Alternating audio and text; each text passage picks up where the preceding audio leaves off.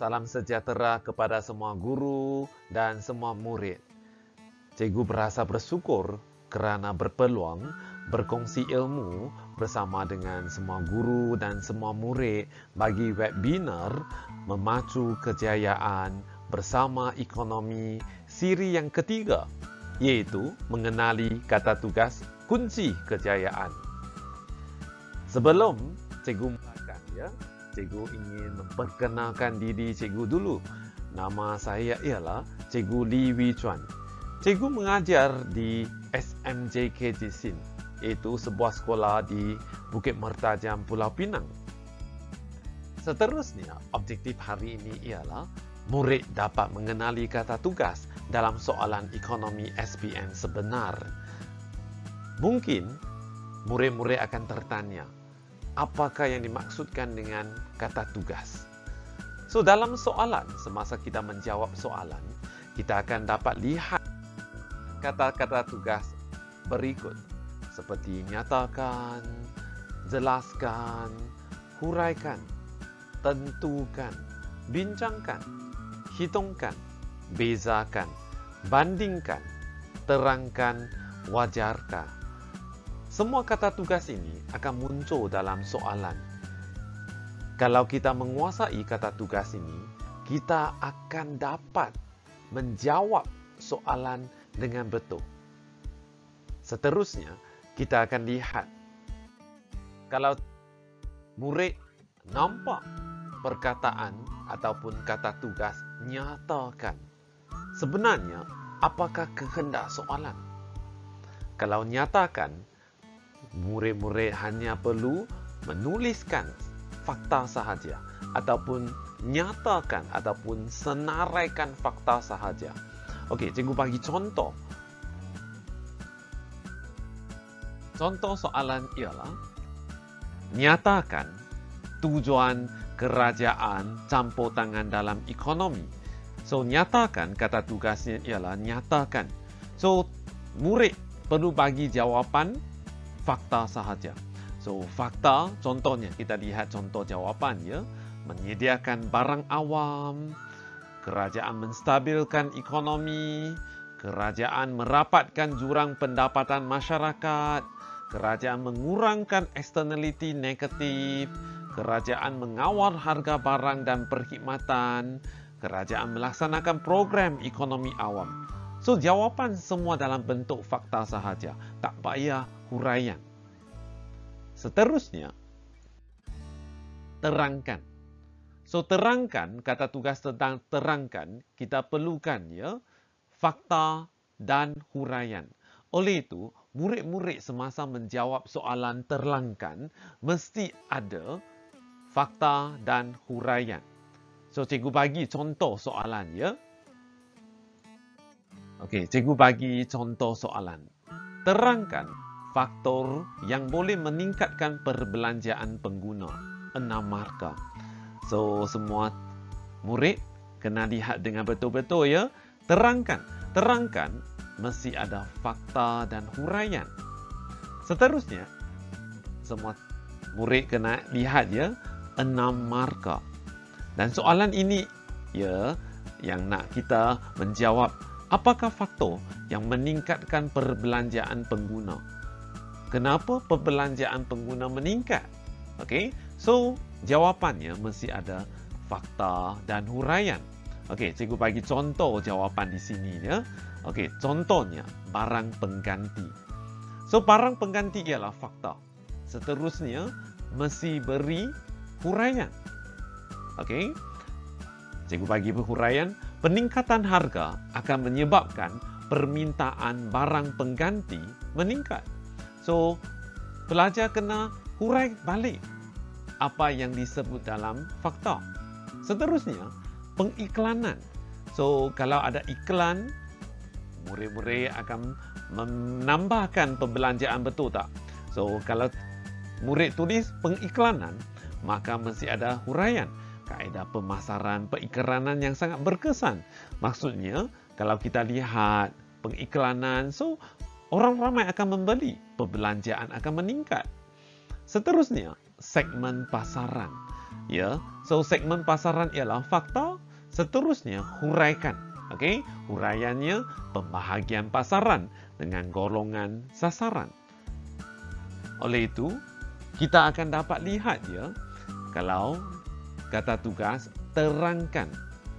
So, jawapannya dan mesti dalam bentuk fakta dan huraian. Seterusnya, kata tugas huraikan. Kalau kita dapat lihat ya soalan, kata tugasnya huraikan. Apakah kehendak soalan? Kehendak soalan ialah fakta tambah huraian tambah contoh. Yang tadi tu terangkan. Fakta dengan huraian sahaja, betul tak? Yang ini tambah lagi satu contoh. Okey, cikgu bagi soalan. Contoh. Okey, contoh soalan. Huraikan jenis-jenis perbelanjaan kerajaan. 6 markah. So, kehendak soalan ialah fakta, huraian, contoh. Okey, so kalau huraikan, kata tugas huraikan, mesti ada fakta, huraian, contoh. Okey, jawapan. Contoh jawapan ya, cikgu bagi. Perbelanjaan mengurus. Yang ini ialah fakta. Lepas murid-murid bagi fakta, bagi huraian. Perbelanjaan yang berulang. So, kita sedia maklum, perbelanjaan mengurus merupakan ya perbelanjaan yang berulang-ulang setiap tahun. Betul tak? Ataupun perbelanjaan semasa. So, murid-murid bagi perbelanjaan yang berulang, yang ini huraian. Lepas tu, murid-murid bagi contoh. Contohnya emolument. Okey? Dan seterusnya, perbelanjaan pembangunan juga merupakan salah satu perbelanjaan kerajaan. Contohnya, okey? So, perbelanjaan pembangunan ialah fakta. Lepas tu, bagi huraian. Huraian ialah perbelanjaan pembangunan dapat meningkatkan modal fizikal. Lepas tu, bagi contoh. Membina hospital. Oleh itu, murid-murid akan dapat 6 markah. Okey, perbelanjaan mengurus 1 markah. Perbelanjaan yang berulang 1 markah. Emolument 1 markah. Perbelanjaan pembangunan 1 markah. Meningkatkan modal fizikal 1 markah. Contohnya, membina hospital 1 markah. So, murid-murid akan dapat 6 markah. Seterusnya, jelaskan. Jelaskan berbeza dengan nyatakan, terangkan, huraikan.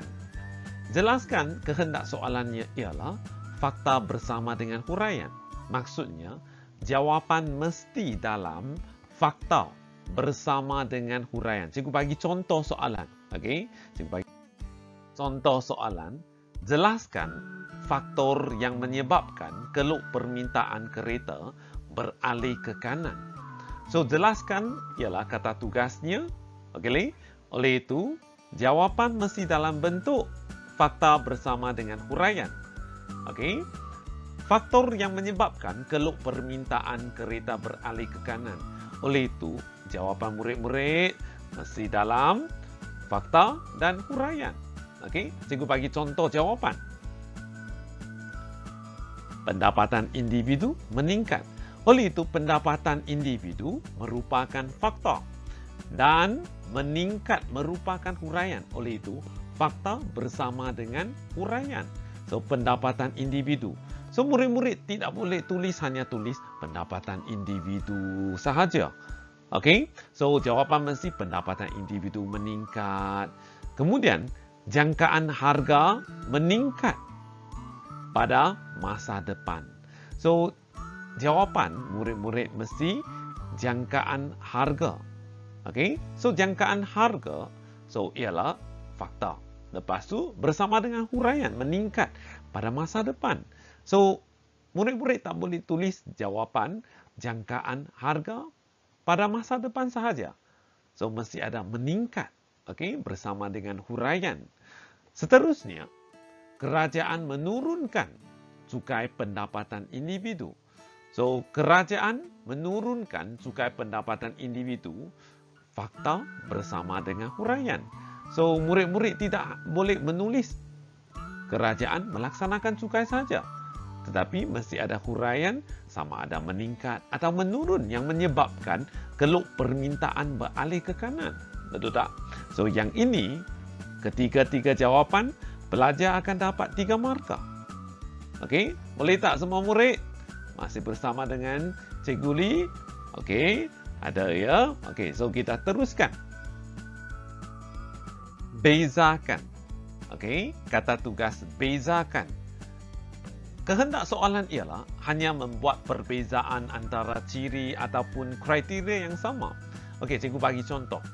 Okey, perbezaan antara cikgu dengan pelajar A. Okey, contoh ya, cikgu tinggi, pelajar A rendah.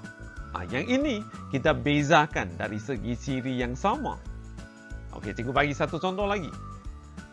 Perbezaan antara cikgu dengan pelajar B. Cikgu gemuk, pelajar B kurus. Yang inilah kita katakan perbezaan antara ciri ataupun kriteria yang sama. Okey, boleh tak? Okey, seterusnya kita lihat contoh soalan. Okey, cikgu bagi contoh soalannya. Bezakan input tetap dengan input berubah, 6 markah. Yang ini telah kita belajar, betul tak? Dalam tingkatan 4, bab yang keempat, iaitu pengeluaran. Okey, dan input tetap dengan input berubah, kita nak bezakan kedua-dua. So, kita bezakan ciri yang sama ataupun kriteria yang sama. Contohnya, okey, kuantiti input tetap. Okey, so kuantiti input tetap bagi input tetap. Kuantitinya tetap saja, tidak berubah. Manakala kuantiti input berubah selalu mengikut tingkat output. Okey, kalau kita tambahkan input berubah, output akan bertambah. Okey, seterusnya input wujud input tetap dia wujud walaupun output sifar. Kalau output sifar, kita masih wujud lagi input tetap. Tetapi bagi input berubah tidak wujud pada tingkat output sifar. So, kita bezakan. Okey, kedua-dua ciri ini. Seterusnya kita bezakan, kita bagi contoh. Contohnya input tetap ialah mesin. Manakala input berubah ialah buruh. Okey, boleh tak semua pelajar masih bersama dengan Cikgu Lee?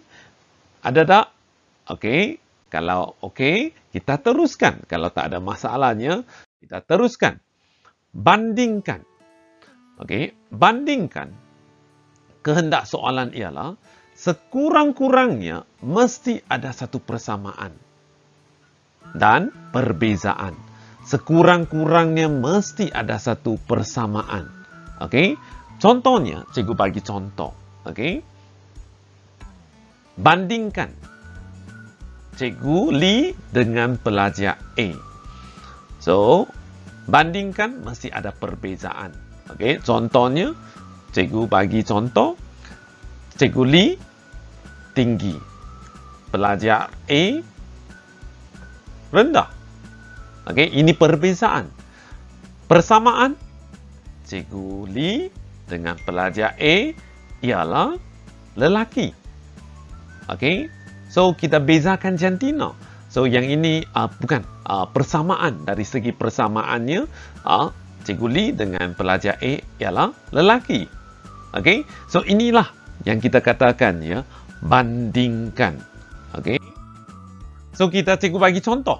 Contohnya, bandingkan antara dasar fiskal dengan dasar kewangan.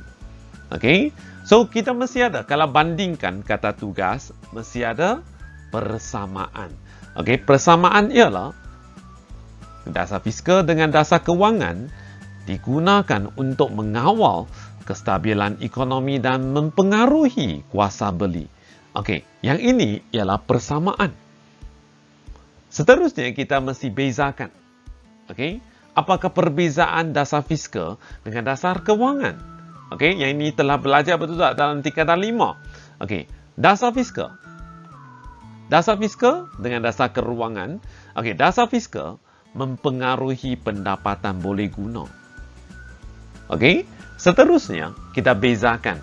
dasar kewangan mempengaruhi penawaran wang. So, kita akan dapat lihat ya, apakah perbezaan kedua-dua dasar ini. Okey? Dan seterusnya, dasar fiskal dirancang dalam bajet negara, manakala dasar kewangan dilaksanakan oleh Bank Negara Malaysia. So, kita akan dapat lihat perbezaan kedua-duanya. Boleh tak semua murid? Boleh ya? Okey, seterusnya. Kita teruskan lagi ya. Hitungkan. Kata tugas hitungkan. Okey, kehendak soalan untuk kata tugas hitungkan ialah jawapan mesti ada rumus. Okey, ataupun kita kata jalan kerja ataupun formula. Okey, cikgu bagi contoh. Okey, cikgu bagi contoh jawab soalan ya. Untuk menghasilkan output sebanyak 40 unit, kos pengeluaran yang ditanggung ialah ringgit Malaysia 280. Apabila firma menambah menjadi 50 unit, kos pengeluaran meningkat sebanyak 20%. Hitungkan kos marginal firma bagi output yang ke-50. Okey, jawab markah ini 2 markah saja, ada kesilapan ya semua murid. Okey, 2 markah sahaja. Okey, so jangan lupa tuliskan formula dulu ya. Okey, ataupun kita katakan rumus kos marginal sama dengan perubahan jumlah kos bahagi dengan perubahan jumlah output. Okey, dan jawapannya ringgit Malaysia RM5.60. So semua murid jangan lupa ya, ringgit Malaysia, RM mesti tulis semasa menjawab SPM. Okey, jangan lupa ya. Seterusnya. Okey. Kata tugas wajarkah atau setujukah? Okey. So biasanya kita akan dapat lihat ya dalam soalan, okey, ada wajarkah? Okey, setujukah anda? Okey, kehendak soalannya mesti penjelasan satu sisi sahaja ataupun kita katakan ada pendirian. Maksudnya, kalau soalan tanya wajarkah, okey, semua murid hanya boleh jawab wajar atau tidak wajar sahaja. Tak boleh atas tulis wajar, bawah tulis tidak wajar. Tidak boleh. Ataupun atas tulis setuju, bawah pula tulis tidak setuju. So, semua murid ingat ya, pilih satu saja. Pilih satu, wajar ke ataupun wajar atau tak wajar sahaja ataupun tidak wajar, setuju atau tidak setuju saja. Satu pendirian sahaja ya. Okey. Warjakah? Kerajaan mengenakan sekatan perdagangan antarabangsa. Okey, yang ini contoh soalannya.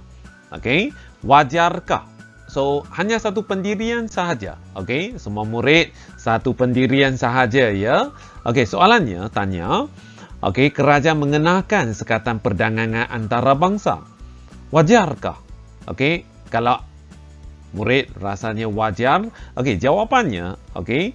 So, murid-murid tulis wajar, okey, kemudian sebab.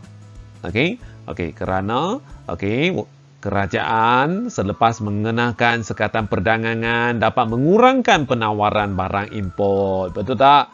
So, barang import akan kurang. Kemudian, meningkatkan permintaan terhadap barang tempatan. So, orang ramai tidak akan gunakan barang import. Sebaliknya, menggunakan barang buatan Malaysia. Okey? Dan mengurangkan pengangguran. Okey, kenapa mengurangkan pengangguran? Sebab kalau semua penduduk Malaysia membeli barang buatan Malaysia, so kilang-kilang di Malaysia akan menghasilkan lebih banyak barang, betul tak? So kilang menghasilkan lebih banyak barang, memerlukan lebih banyak buruh. Betul tak? So kilang akan mengupah lebih banyak buruh tempatan. So mereka akan dapat peluang pekerjaan. So mereka tidak akan menganggur. Okey, so jawapannya kalau pelajar pilih wajar, jawapan seperti ini sahaja. Okey, sebaliknya kalau pelajar pilih, kalau murid-murid pilih tidak wajar, pendiriannya tidak wajar.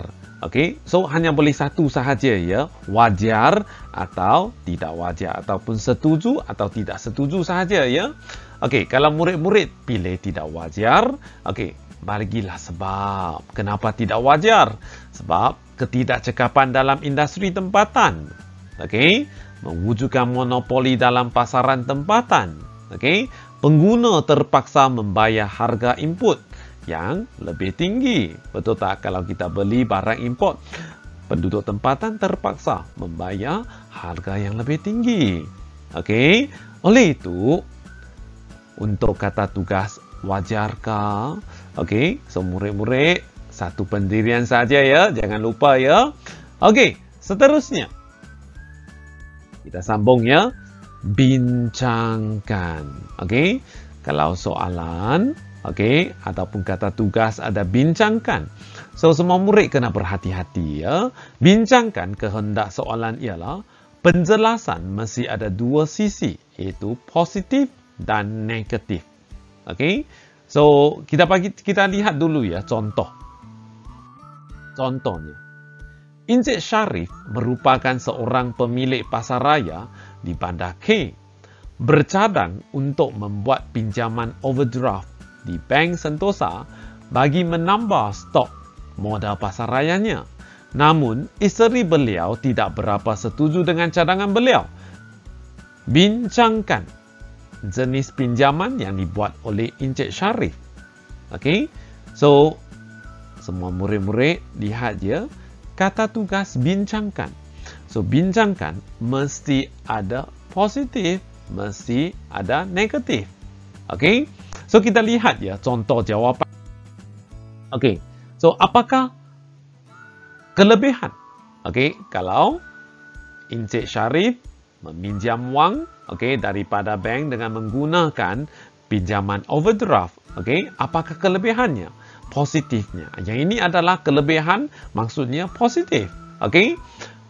So, Encik Sharif boleh mengeluarkan wang mengikut keperluan. Okey. Dan kebiasaannya tidak memerlukan cagaran ataupun penjamin. So, overdraft tidak perlukan, okey, cagaran dan penjamin. So, pada masa yang sama, so, murid-murid jangan lupa mesti bagi kekurangan. Apakah kekurangannya? Iaitu yang inilah yang kita katakan ya, negatif. Okey. Kadar faedah yang tinggi kalau kita mendapat pinjaman overdraft daripada bank. Dan ada had tertentu yang ditetapkan. Okey, biasanya bank akan menentukan had ya, yang tertentu.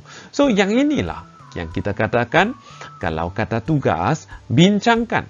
Mesti ada kelebihan, mesti ada kekurangan. Okey, boleh tak semua murid masih bersama dengan saya Cikgu Lee?